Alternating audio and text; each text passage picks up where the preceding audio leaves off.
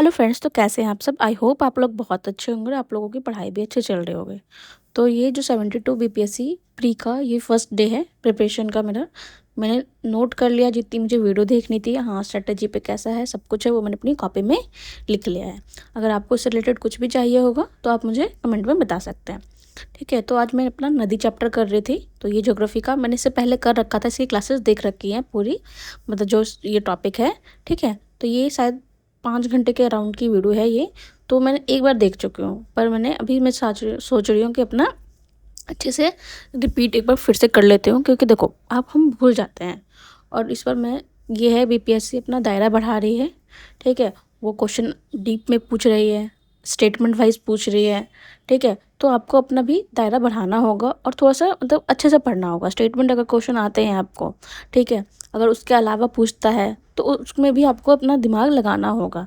कहीं कहीं पे आपको देखो हर पॉइंट पे है कि आपको अपना दायरा बढ़ाना है, स्टेटमेंट वाइज क्वेश्चन आते हैं। ठीक है, कॉन्सेप्ट बढ़ाना है, फैक्ट भी बढ़ाना है, क्योंकि देखो दोनों आते हैं पेपर में।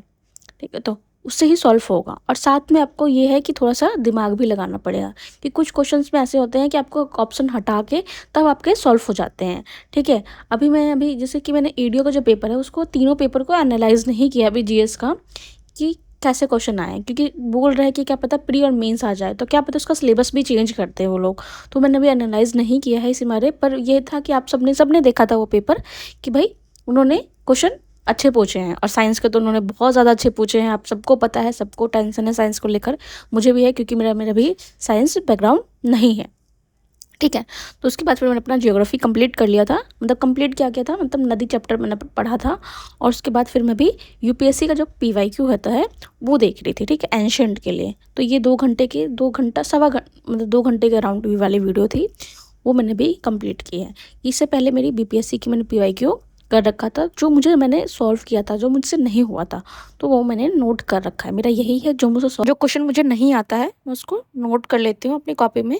ठीक है, ताकि मुझे अगली बार है कि वो ठीक हो जाए मेरे से। फिर उसके बाद मैं थोड़ा-सा अपना बिहार इकोनॉमिक सर्वे कर रही थी, पर ये मैंने मेंस के टाइम पे अपना पढ़ा था, पर वो उसके अकॉर्डिंग टू पढ़ा था कि हाँ, मैं मेंस में लिख पाऊँ उसके, क्योंकि मैं ज़्यादातर जिसमें फ़ोकस करती हूँ वो डाटा पे फ़ोकस कम होने की जगह उसकी स्कीम होती है। ठीक है, उसके क्या लाभ होते हैं, उसका कितना-कितना प्रभाव पड़ेगा, तो उसके अकॉर्डिंग टू पढ़ते हैं। पर जैसे पीटी के लिए थोड़ा-सा डिपेंड होता है कि उसको थोड़ा-सा अच्छे से पढ़ना है, उसमें फैक्ट को ज़्यादा ध्यान देना है। ठीक है, तो उस पे पॉइंट पे था, तो इसलिए मैंने थोड़ा-सा वो पढ़ा, पर मुझे वो तभी ये था कि मुझे सोचा कि मैं अपने नोट्स को एक बार देख लूँ तब पढ़ूँगी, तो फिर उसको मैंने छोड़ दिया। उसके बाद फिर मैं अभी फिर से यूपीएससी का पीवाईक्यू लगा रही थी, ज्योग्राफी का करा था मैंने।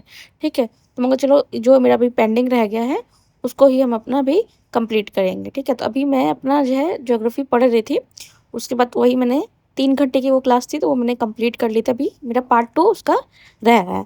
उसके बाद फिर मैं घर आ गई थी, और उसके बाद फिर अभी मैं अभी पॉलिटी पढ़ना स्टार्ट किया है। तो मुझे किसी ने पूछा था आप कैसे याद करते हो? मेरा हर बार अलग अलग तरीका होता है। जैसे कि मैं ये पढ़ रही थी, तो फिर मैंने इस पे क्या किया कि मुझे पढ़ने में दिल नहीं लग रहा था, तो फिर मैंने सोचा चलो साथ-साथ लिखते जाते हैं और याद करते जाते हैं।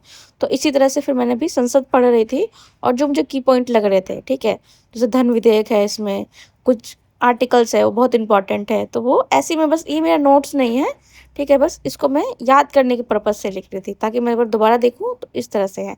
तो इस तरह से मेरा आज का दिन गया था। आई होप ये वाला आपको वीडियो अच्छा लगा हो। Thank you.